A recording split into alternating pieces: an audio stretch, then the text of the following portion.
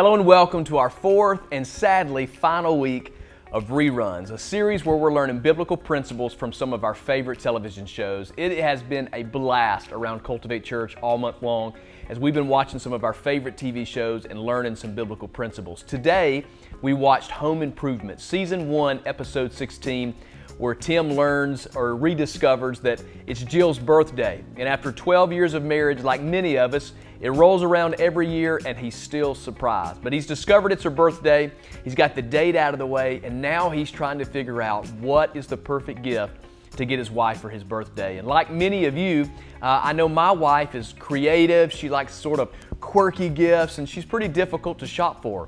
So every birthday, every Christmas, I'm always asking these questions like, what do you want for this? And I'm racking my brain trying to figure it out. What's the perfect gift that my wife is going to enjoy? And you know how hard that can be to try to satisfy the maybe unspoken or unknown or misunderstood needs of the person that you're trying to please. And you know, I was thinking about that in the principle with our relationship with God. Sometimes it can feel the exact same way. How do we get to the heart of God?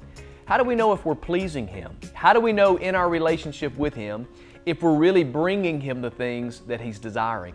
And you know, in the first scene that we saw out of this episode of Home Improvement, when Tim learns that it's Jill's birthday, he just begins to ask her outright, what would you like for your birthday? And she says, Tim, close your eyes and just try to think of me. Try to determine what you think I would like, and it'll come to you. And he said, can I just give you money and you go buy your own gift? I mean, he's trying to think of the most easy way that he could find to please his wife with a perfect gift. And when we go to God and we ask those questions, God, what's the easiest thing that I could do for you? Like, how can I please you the easiest? And the Bible actually tells us this in John 14 and 15. Other people were asking the same question, and Jesus responded this way. He said, if you love me, obey my commandments. And you think to yourself, well, what does that mean? There's so much to the Bible. How do I figure all this out? How will I ever know, God, what's really pleasing you? And just like Jill said, close your eyes and just think of who I am. And you're thinking, well, what does that mean? Like, just tell me a gift.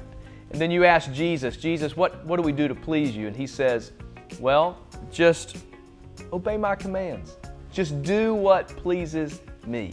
And I know that can seem so confusing. And that's what we want to talk about today is how do we find our way to the heart of God to truly please God and who He is. In the second scene, Tim spends some extra time writing down some ideas. He's got a list of things he's going to present to Jill, and she's exercising, and he walks up to her and begins to show her the list. And she says, Tim, don't buy me anything that you have to plug in. And then he looks at his list and he just crumples it up, throws it away.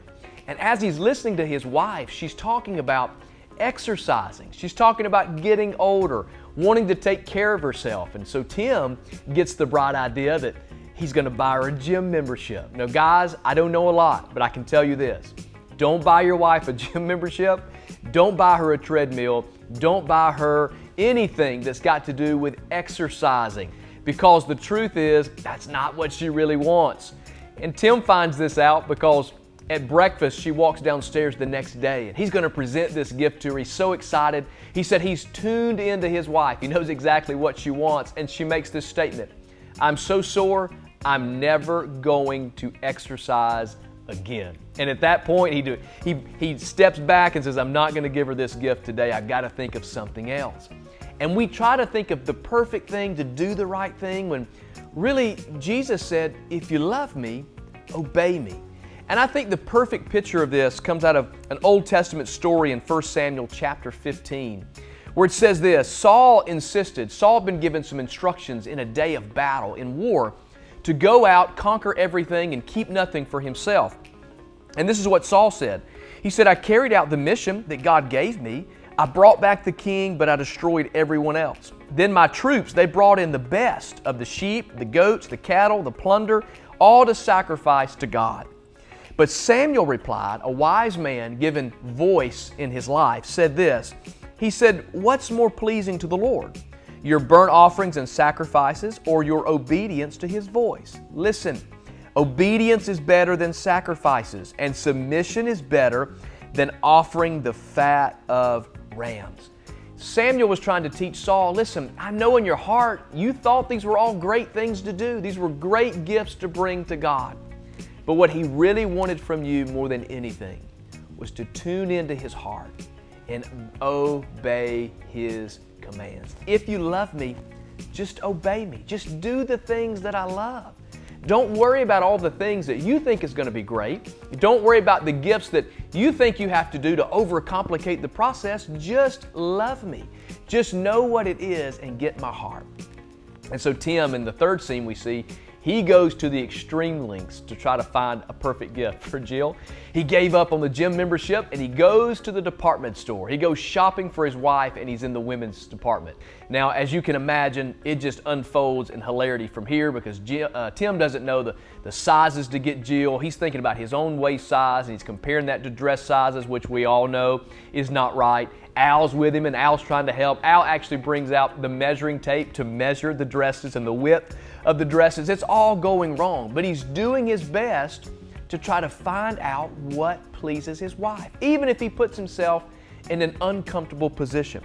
The Bible tells us in Acts chapter 17, verses 24 through 27, it actually gives us a great picture of what it is that God is looking for from us. Listen to this. He is the God who made the whole world and everything in it. Since He's the Lord of heaven and earth, He doesn't live in a man-made template, and human hands can't serve His needs, for He has no needs. He Himself gives life and breath to everything and satisfies every need. From one man He created all the nations throughout the whole earth. He decided beforehand where they should rise and fall, and He determined their boundaries. Man, how do you get someone a gift that's got everything? How do you purchase for the person who doesn't need anything? That's God. How can we please someone who has everything and doesn't need anything? And I think Tim was understanding this as he was trying to figure out and get the best gifts and go to the great lengths. Many of us will do the things. We'll say, God, can't you just tell me? Can I just show up to church? Can I just give? Can I serve just a little bit? Can I go on Easter and Christmas? Will that be enough? Will that check those boxes? We're trying to find that right combination to please God. But listen what goes on in that book of Acts in verse 27. It says, His purpose.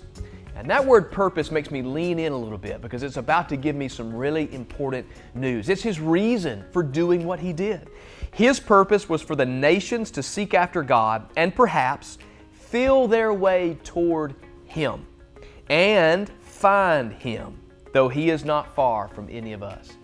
In everything God has ever desired from us, it's just that we would find Him. It's that we would seek Him and know Him and truly find the heart of God. It's just like Jill said, just close your eyes and it'll come to you. Close your eyes and think of me and you'll find the right gift.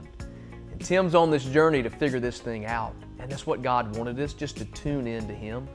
Jill's still not given any other hints, and so finally Tim, the last resort, goes to where he always goes for wisdom. He goes next door to Wilson. Wilson's peeking over the fence, and Tim says, what do I do? I don't know what gift to get her. And Wilson gives him some great advice and says, you just have to listen to that voice. Just tune in and listen just a little bit, and you'll figure it out exactly what will please your wife. And suddenly Tim has this idea. He puts together the most heartfelt gift. He takes pictures from her childhood and all through their adult life, and he puts it to video with music and presents it to her, and they watch it together. And immediately, it wasn't something store-bought, it wasn't something flashy, it wasn't something expensive, but it was her heart, and he had tuned in to something that was special for her. So what is Jesus looking for? If you love me, obey me. I'm not worried about all the gifts that you think is good that you can bring to me. Just obey me. I really hope that you would just find me and know my heart. And then in one last scripture I'll give you today, Jesus says this in Matthew 22 and 37. Jesus replied, you must love the Lord your God with all of your heart, with all of your soul, and all of your mind. Here's what Jesus was saying. If you just love me, I just want you. Just give me all of you. If I've got your heart, if I've got your mind, and if I've got your soul, everything else will fall into place. Obedience will come, worship will come, serving will come, being a part of a church family, that'll come. Everything else will follow in line as long as you love me with all of your heart, with all of your soul, and with all of your mind. Today, Jesus is not concerned about all the stuff that you're probably concerned about. It's not as complicated as we try to make it out to be, to try to find the right thing to please God, to do just the right thing or get that secret combination of gifts. No, Jesus just said, love me. And when you love someone, everything else takes care of itself. And so I want to pray with you today, and I want to invite you that if you've never given your heart or your life to Jesus, that this would be your day, this would be your moment. Right now online, we would love to hear from you. If you make a decision today, we would love for you to let us know. And then I want to pray for all of us that may be watching, that maybe you just need to refocus some things and return to your first love, that is Jesus. Or maybe you're just struggling in some things today and you need to be reminded that God just wants you. So Jesus, today, I love you and I thank you for all of my friends right now who are watching. And I pray if there's one person that needs a relationship with you today, that we just confess we have sin in our life, we've fallen short, and Jesus, we need you. You're the answer to all the sin in our life. And so we confess today and put you first. Thank you for your forgiveness. We receive it, Jesus. And Father, I pray for all of my friends that maybe just struggling today, or maybe today need to make a fresh commitment to reorganize or put things back in proper perspective in their life and put you first. I pray for them today that they would be able to do that. I pray for my friends who are struggling today, God, that maybe just need to be reminded that they don't have to juggle everything themselves, that if they would just submit to you and give their heart to you wholly and completely, God, that you'd be there to meet them in their needs. We love you, God, and we thank you. In Jesus' name.